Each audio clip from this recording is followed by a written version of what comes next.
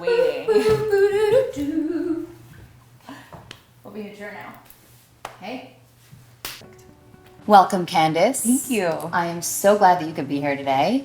I wanted to talk about the hustle, and you're a longtime friend, celebrity esthetician, but much bigger than that. I know. Thank you. Entrepreneur, business owner, and today we're just going to get real about what it's like, and there was nobody that I could think that would be better for this whole conversation than the realest I know. Well, thank you. What a compliment. So welcome. Thanks. I'm so happy to be here. Good. Beautiful space. I feel like I blend into the environment well. Well, you took all the notes on the colors today. I knew there was a palette and I didn't want to disappoint you. I feel like I should now put this in my notes about the colors that people need to wear. I have notes today. They're not notes, but things I want to make sure that we touch upon. So please just know that they're going to pop out every now and again. Great. So we're going to dive right in. Okay. My first question is, do you think it's a man's world? Has your experience with building a business, growing a business, do you feel like it's been easier for you or harder for you because you're a woman? That's a good one. I do not think it's a man's world. I feel like it is a woman's world. And I've never felt that way. And right now, especially, I feel like feminism is such a thing, Hot topic. It's a hot topic. Right. And I've never felt less than anyone because I'm a woman. Like, if anything, I feel like it's something that allows me to move forward. I feel like people are more aware of women in business. Right. I don't feel like I don't use it as a crutch. Right. And I mean, I'm in beauty, I'm in skin. Right. So absolutely not. Right.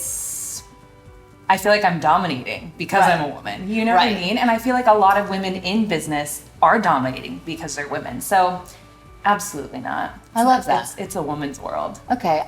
Do you think it's specific because your industry is so beauty related? Mm-hmm. Like, is your vibe that it's specific to beauty, skin, that women have an edge? Or in general, you feel like across the board, women are just having a moment and it's just no longer the case, that it's a man's world? Yeah, I mean, I'm not going to ignore the fact that, like, our history, Right. you know, it was a man's world. But I think that as things have evolved and people are more open and, you know, I mean, we all need to be equal, right? Right, Like, right. especially if you're not like I don't want to say stay-at-home mom, but like if you're in a career path, Right. like you are equal to whoever you're working with. You're equal to Right. the men. So I don't know, like I'm not going to say that there isn't discrimination in the workplace for other people, but I'm doing my own thing. I decided I don't want to work for other people. I don't want to work for a man. I don't want to work for a woman. I want to work for me. And so I'm creating my own path and I'm dominating as a female business owner. I love that you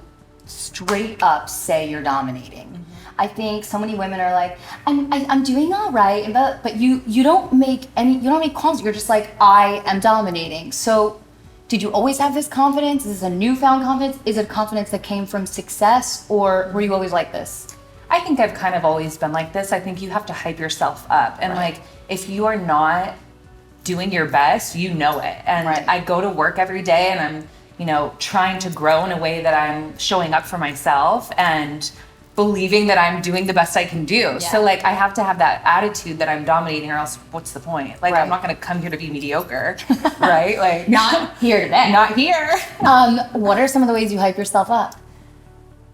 Yeah, I mean, I'm an optimistic person. I'm a Right. happy person. I literally wake up happy every day. Yeah. Which is a blessing. Huge. It's huge because I know a lot of people struggle with Yeah. like anxiety and depression. Thank God. I mean, I wake up every day and I'm like ready. I'm happy. I'm Ready to excited. go.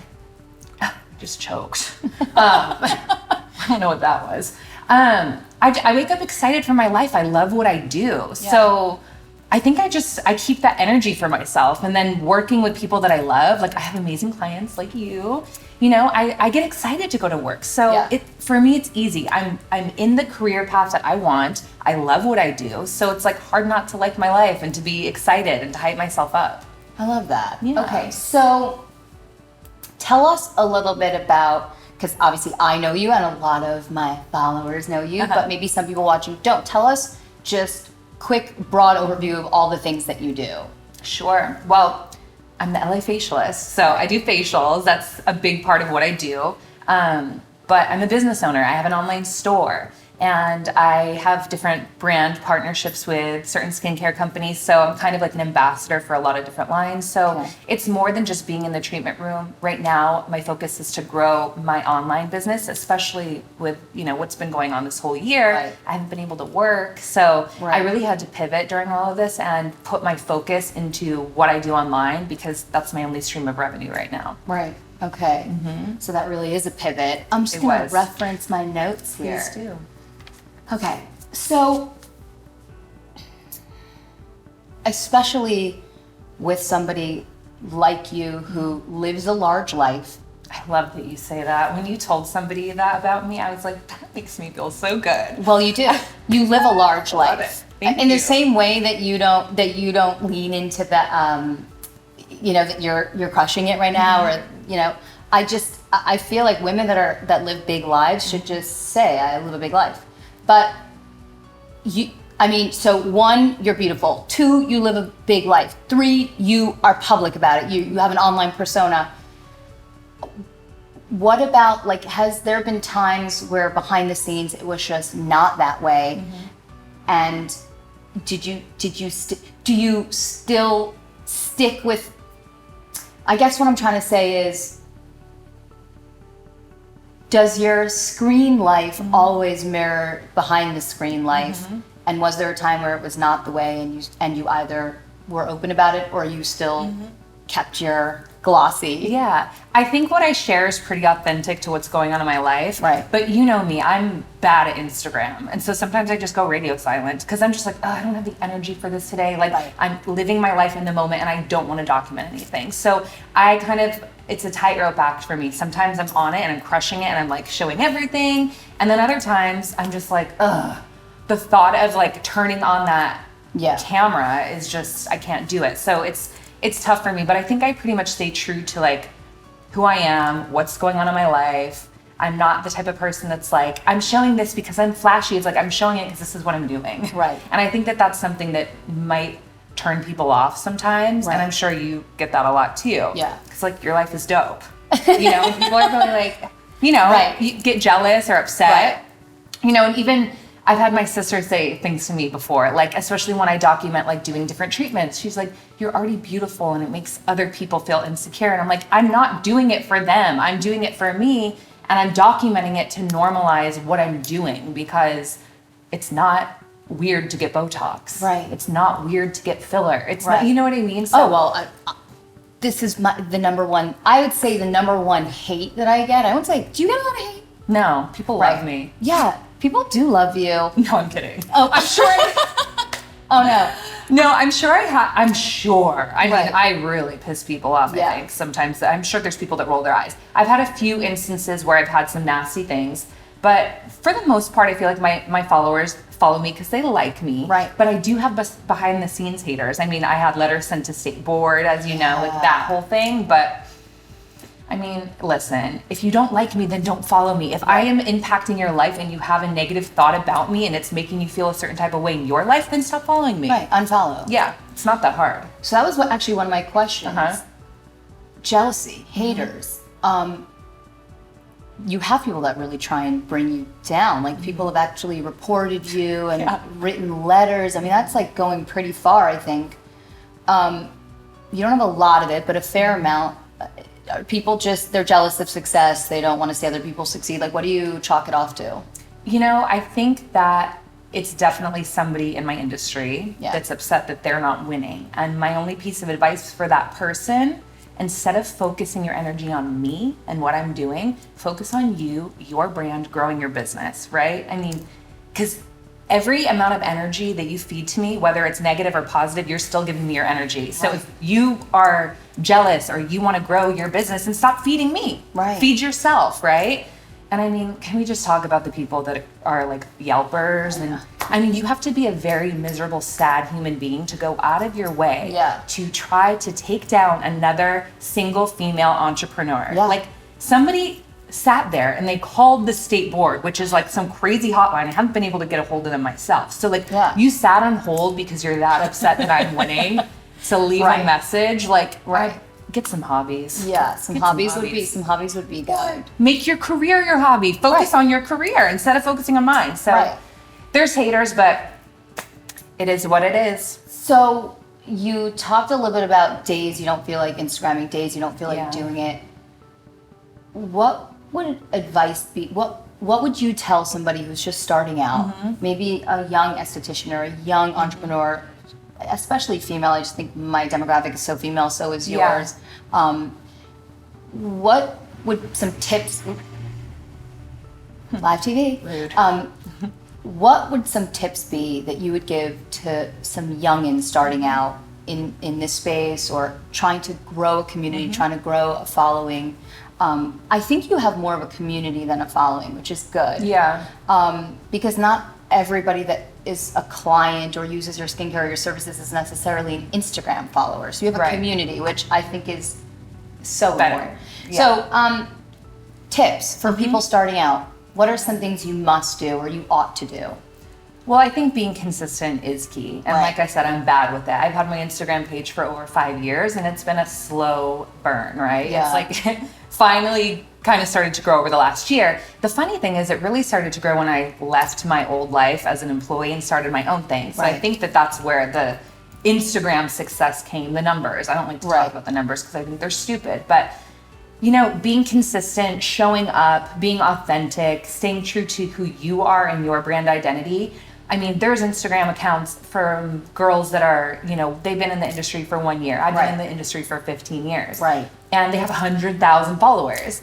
And I'm not willing to, do the things that are going to make me popular. I'm not willing to do it. I'm not making skincare charts. I'm not putting out cutesy little posts. I'm not doing rap songs. That's not for me. That is not my brand. And yeah, it Right. gets people likes. No TikToks yet. I was just going to say, I'm not getting on TikTok. I can't do it. I can't do it. Like, I don't know what it is. It might just be because it feels to me like TikTok is so young. are we old? I wouldn't say that. Here's how I feel. I'm just Yeah. gonna be super candid, and this Okay. might be gross, Whatever. but I feel like the large demographic of TikTok users are just not consumers of our products, maybe Right. necessarily. Right. A big majority are quite young, Yeah. and I don't want to focus my energy there. I agree. And I had this conversation with somebody who's a smart businesswoman, and she was saying that the way that the younger generation consumes, she was saying how it's like going to grow them into our Right. our clientele. I don't Right. know. Whatever. For me personally, that is not my demographic. Right. And it never will be. Like Right. it's not for me. And it's funny because there's a lot of surgeons on TikTok. I know. And I'm like, what is this? You are selling boobs. How are you? I know. It So, doesn't like, make sense. My 8-year-old. And it's sad because I feel like, especially people who are in that position, I mean, you're a doctor. You've already accomplished a lot more Right. than most of us ever will. Right. And you are going to sell out to do a freaking TikTok dance Right, because it's right. going to get you fake fame. It's going to get you a number on on Right. social media. Like, Right.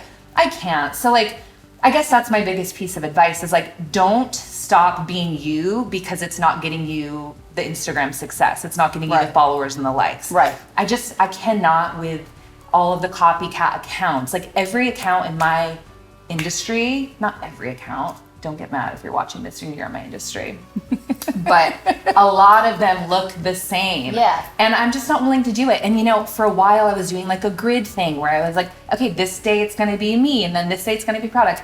And it was so much effort and so Yeah. much energy. Yeah. And you know what? My feed looks like a hot mess, but so is my life. So I'm not gonna sit here and make it I'm dead. look like a chart or a grid. I can't do it. So you don't feel any pressure at all to perform the Instagram dance or the social media dance. I guess because maybe you haven't needed to. I still feel a lot of that pressure. I actually, as you said that, I was like, oh, I sometimes think about if I see too many of me, I'm like, oh, that was too many of me. Now I have to throw it. And by the way, that's like so stupid. I see too much of myself, so now I have to put in another product or another Yeah. thing, and then it's like that's so calculated and dumb. Like, why am Yeah. I doing that? Why are you not doing that? Yeah. Like, what happens with the brain that you don't feel you have to do that? I just stopped caring. Right. I cared for so long because I was like, for me, it was like, I want to get to 10,000. I want the swipe up link, right? Yeah. So when The Holy Grail. Yeah, it's the Holy Grail. And then once you get there, it's kind of like there's no other thing to really achieve. Right. And I don't know, I just don't care enough. And maybe I should, but I just don't. And I'm not, Well, it's not impacting business. no, I mean, I'm busy and I have a wait list. So it's Yeah. like, for me, Instagram truly is an afterthought, and I shouldn't think of it as that. I mean, I am blessed to have an Instagram because that's how most of the people find me. Is You know? that your biggest new patient pool? Is it funneled through Instagram? Yes. Real, and even then, you still don't feel pressure to perform any certain way on Instagram. No, because I have a good clientele, and Right. really soon I'm gonna not be able to take any new clients. So Okay, well, I'm an old client. you're in, Yeah, I'm so it's in. fine. But I will be training somebody and grooming them into doing what I do and teaching them so that other people can have my services. It's just not gonna be with me. What's your favorite part about your job? I like working with people. I do. And I like the relationships that I develop. Like the people that come to me come back. And Yeah. so like, I don't know, it's like having all of these mini relationships. I have like all of these girlfriends and boyfriends, and it's like I get to keep up with them and know what's going on in their life. It's fun, you know? And Yeah. a lot of my clients I become really good friends with. Right. You know, so it's Right. it feels like, I don't know, it's a fun job. I just like was so immature. I like chuckled because he said you had a lot of boyfriends. Okay. This is something that's so deeply personal to me. Yeah. I'm actually hoping you say something so inspiring because I need to have a breakthrough in this area. So like, youngins copying you, Yeah. people in your space that want to have what you have, that sort of mimic your style or mimic your technique. You have a very specific way, and you're open about this, about your hands and your and your movement when you're. And I know because I've experienced Yeah. it. But does the copying bother you? Have you ever, and if it does, have you ever addressed it, or like, how do you feel about copying in general in this space? Yeah. So I'm very open about sharing what I do and how I do it because I can teach you exactly what I do, but you will never be me. You can't Right. take my hands and put them on your body. So I can train somebody to do it, but it's just like if your grandmother taught you to make her world famous whatever, and then you try to make it and it doesn't taste right, Right. it never will because it's not your grandma's. You can Right. follow the recipe, but Right. there's like an extra little sprinkle of something, Love. right? It's love.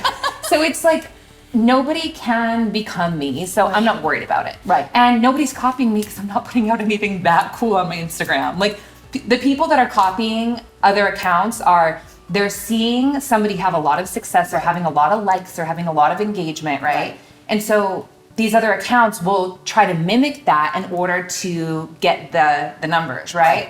I'm not worried about the numbers. I really don't care. I don't care how my page looks. I don't write stupid quotes. So like nobody's copying me because Right.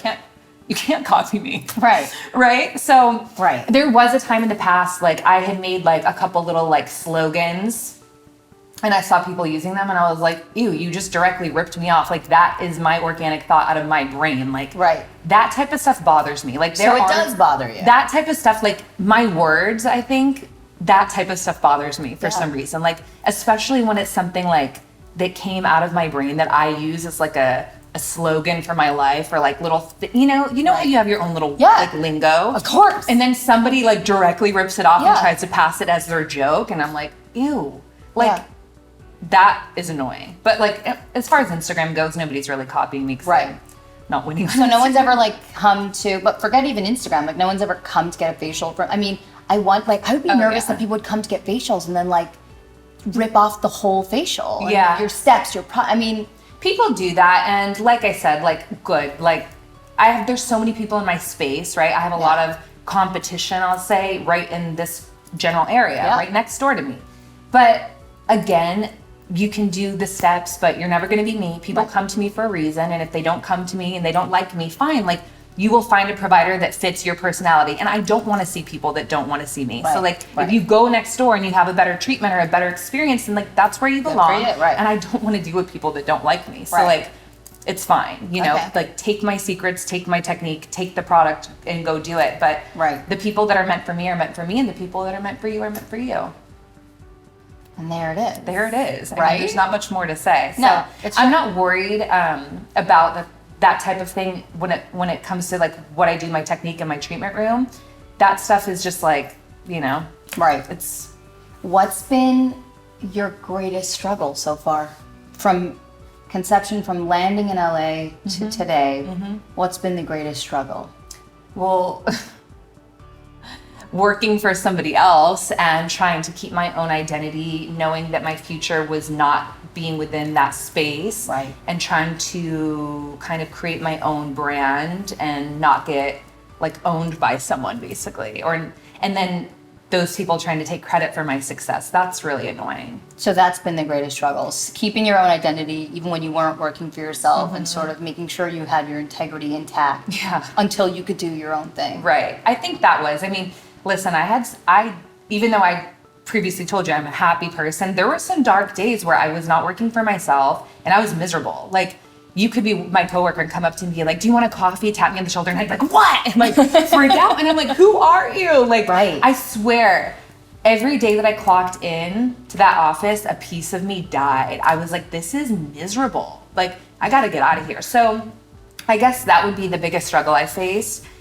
Leaving that was the easiest thing I've ever done. I Right. had no plan. But you weren't scared. I wasn't scared. Why not? Because I am the type of person where everything that I want works out for me, because it's cliche, but I manifest the life that I want. And not only I manifest it, but I take the actions to give myself the life that I want, right? Right. So like, I don't know, my friends joke that I'm like a cat. I have 9 lives. I always land And on my 6 feet. concussions. And 6 concussions. Woo, like, Yeah. I mean, I've been through it, Right. with all of that. But, I don't know. I just feel like I'm somebody that is constantly moving forward and not letting the bad stuff hold me back. Right. So don't look back. You're not going that way. Exactly. Okay. Hold on. I'm referencing my notes. Reference. What, outside of just success, right? Because obviously that's an easy answer, but like, what motivates you? What inspires you? What lights you up outside of just obviously, money Yeah. and success? Is there anything else? For me, travel is the biggest thing. Like, I need to experience life and see new things and do new things. Yeah. So for me, that is what inspires me to want to work, is because I'm like, okay, well, I'm going to take 2 weeks off and go do this, Yeah. So that really inspires me. And then I also have a sense of like, I'm single, I don't have any kids. So for me, I want to take care of my family, my parents. Like, I'd love to help. Even my sister and her husband are great and they have, great life. They have 3 kids, but like, I want to be able to contribute more to my entire family. And like, really honestly, it's my dream to be able to like take them all to like Greece or Italy and like go on a boat. Like, that's one of the things that I think about a lot. Like, I can't wait for that day. I can't wait to be able to do that. I know. I hear the rapper songs all the time. Every time I hear a rapper say they bought their parents a house, I'm like, I want to buy my parents a house. Like, I love that motivates you. That's like a true motivation. Yeah, like, I just think that being able to do something like that is like, I can't even imagine how it'll feel. It'll be like the best feeling in the world. Yeah, I just took my parents to Nobu for their 40th anniversary and I was like, this is so cool. That is so cool. I love that. It's expensive. Yeah, no, it really is, especially when you're taking other people. Yeah. I get anxiety sometimes because I'm like, I want everything, and then I look and I'm like, Yeah. I'm like, we're ordering everything. There's nothing off the table. I love like, that. Let's go. That's baller. And that, it felt good. I mean, I wanted to take them to Italy for their 40th anniversary, but right. COVID done come. So in an ideal world, like, let's say I paint a picture for you and like proof, let's say you could snap your fingers and have your ideal business. What does it look like? I mean, what's your 5 or 10-year plan? What's your optimal view, your handout view for the LA Facialist? yeah, I think I really want to focus on online. Okay. I don't want to be in the treatment room as often, even though I love it. I want to keep a very small clientele and see them, monthly. Right. And I want to be in other places. So I am actually looking to do another location out of state. Ooh. Yeah, I'll tell you where later. But Yeah. I want to be in other locations. So I want to have a clientele in another place and then a clientele here, and I want to be popping back and forth. Okay. I don't want to be stagnant. I don't want to be in the treatment room. And I really do want to have kind of a website that offers like the best of the best curated products and I want to be making money while I sleep. I don't want to have to be like in there massaging people all day to make a living. Right. Although I love it, but there's more for me than just being a facialist. Right. And scalability is really like ultimately for any business, you got to scale. For sure. Right. And you can't scale as your own physical self. You're limited with how much you could do. Exactly.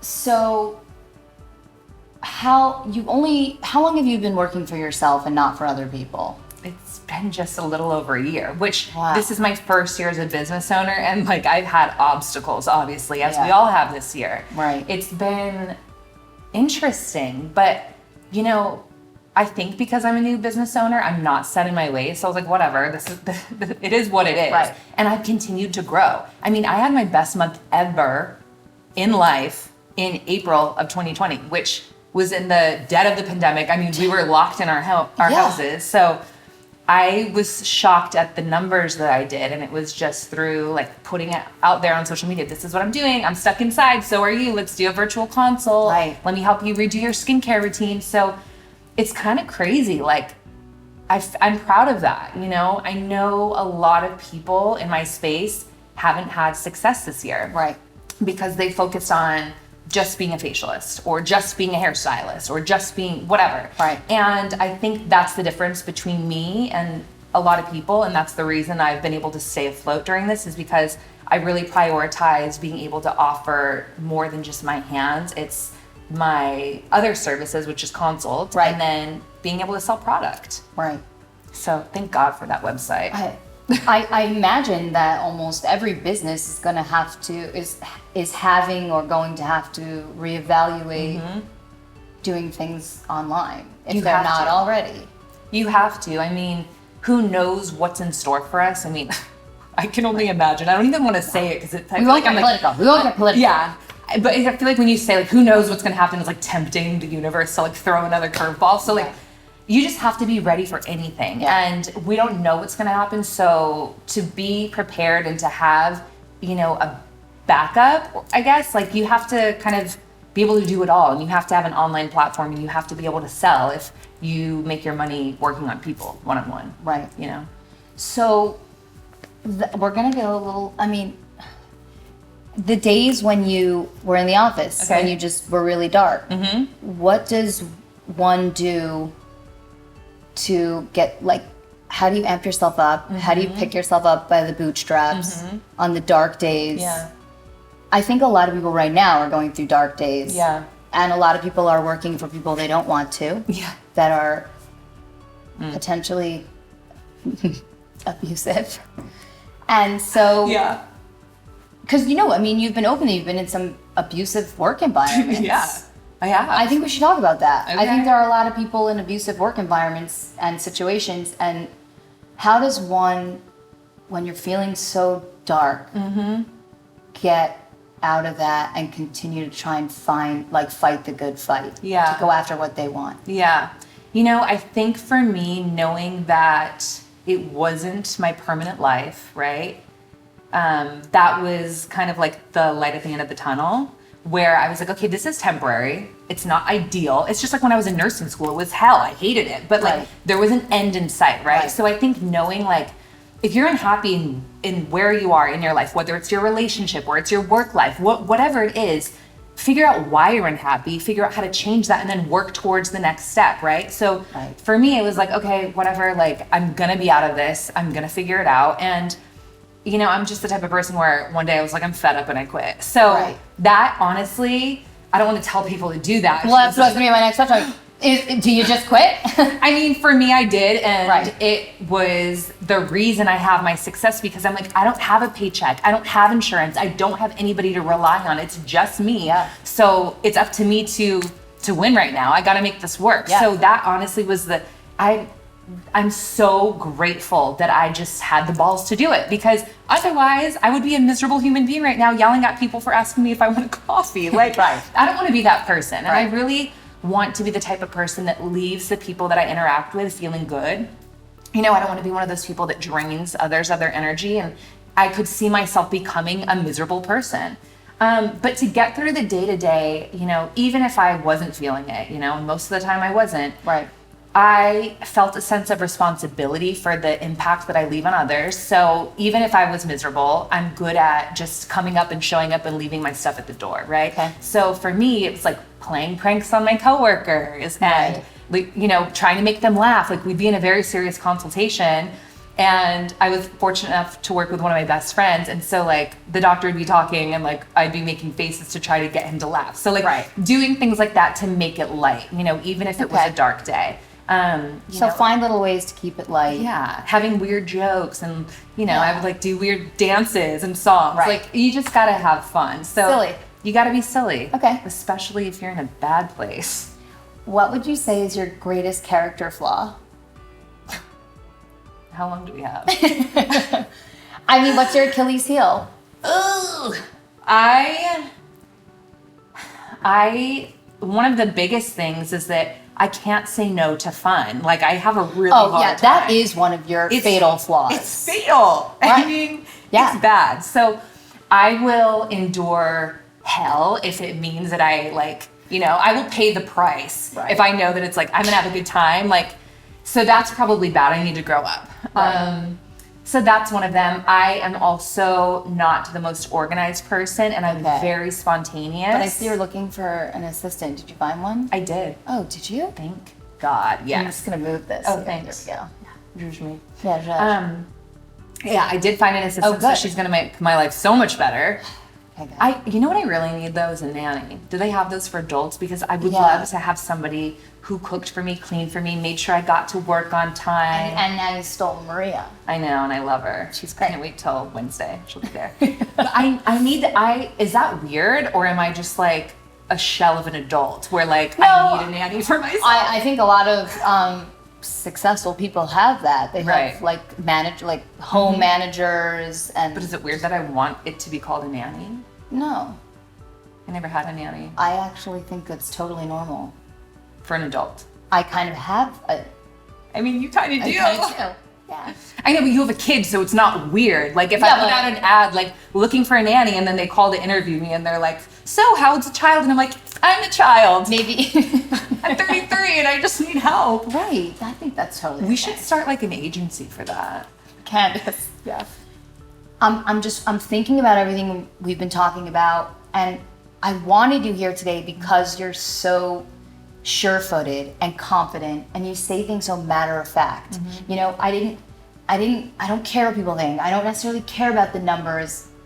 Yeah. But what about all the people that do? Is the advice just don't care? Or, I mean, think about like young Candace that came to LA that didn't necessarily. Did you always have this attitude? You did. Yeah. Okay. And maybe that is my Achilles heel, is that I don't care. I would probably have more success if I did. Right. No, but I mean, do you think you either have it or you don't? Like if young people or people watching this are not as sure-footed or confident, are they doomed? Or do you think it's like something you could grow, you could learn? I think you can definitely grow and learn and like build that muscle to have confidence. Okay. But you have to work at it. Anything that you want, you have to work at. But, you know, maybe people might have a big dream of becoming an actor, and then they have like crazy stage fright, or they're afraid of public speaking. Maybe that's your dream, but maybe it's not going to be reality. So I think it's like sometimes you have to have those hard conversations with yourself and be like, okay, this seems cool, but maybe I'm not cut out for it, you know? Yeah. Just like a lot of people that do what I do suck at giving facials. And like, yeah, it's a fun job, but if you're not good at it, stop. Right. So am I being negative? No. Actually, it's so funny you say this, but I don't think you're being negative. Okay. I've talked about this before, and I think I might have, I don't know where I said it. Oh, a podcast. I think it's so important.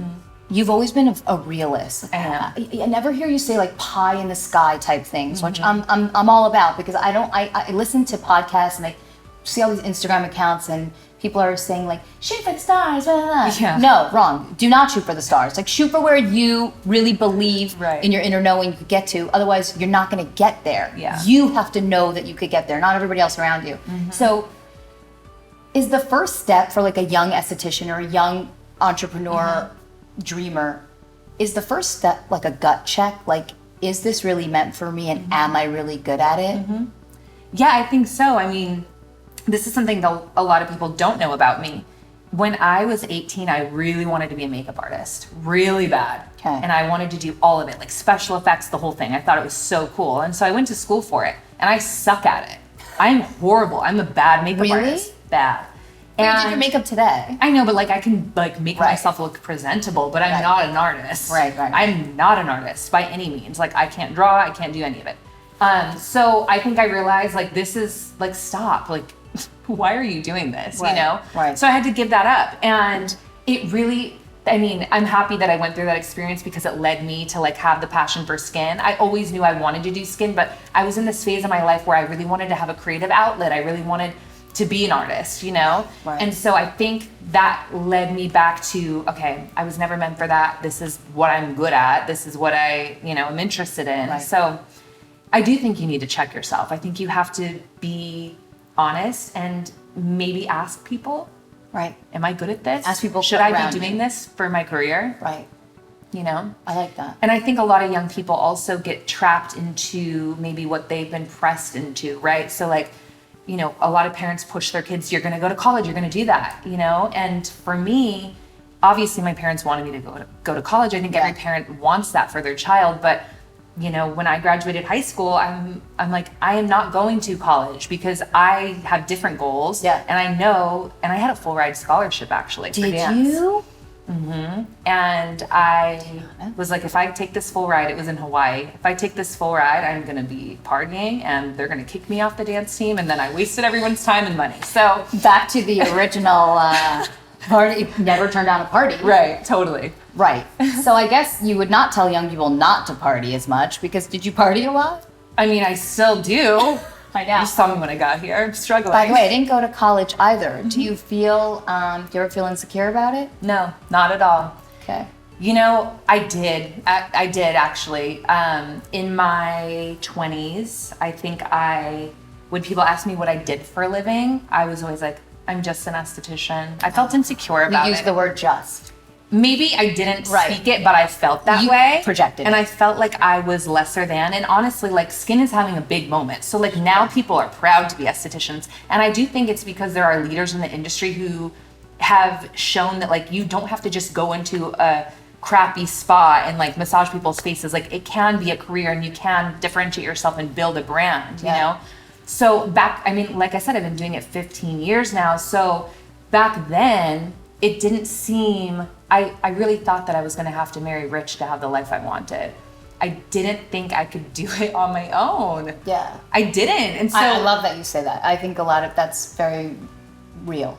yeah, like I thought that was my path. And so it feels pretty crazy to be, you know, I'm 33, I'm doing it on my own, I'm making good money and I'm gonna continue to grow. So that feels amazing because I really just thought like I'm just an esthetician.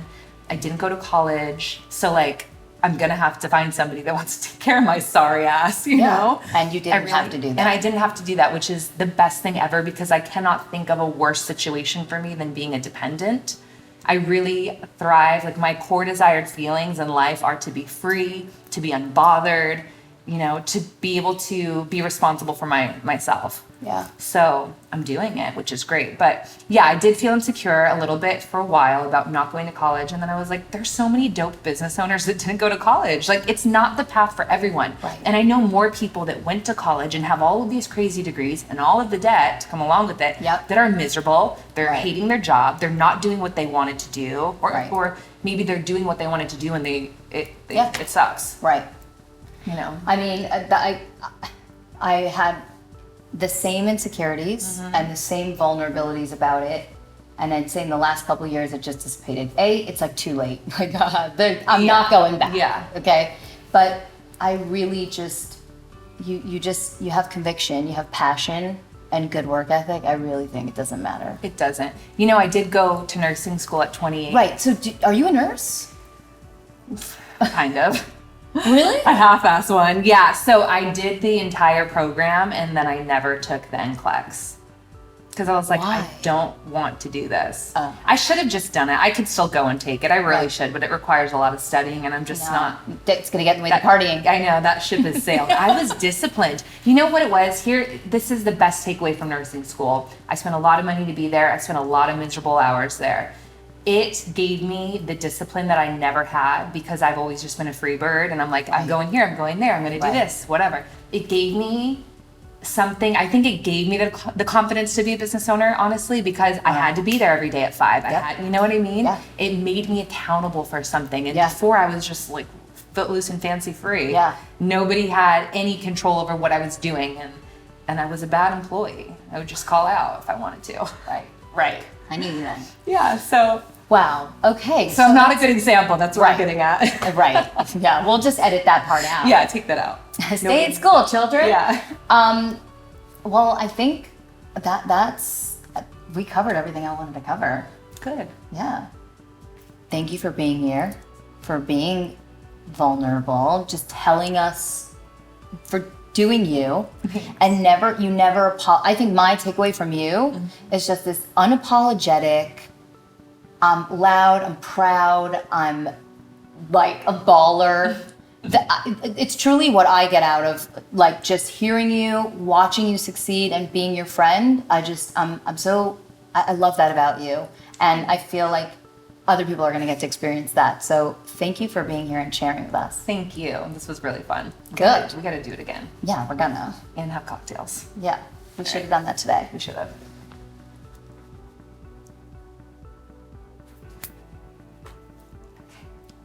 Do you want more? I mean, you were trying to get us stop, and now you're waiting. We'll be your turn now. Hey.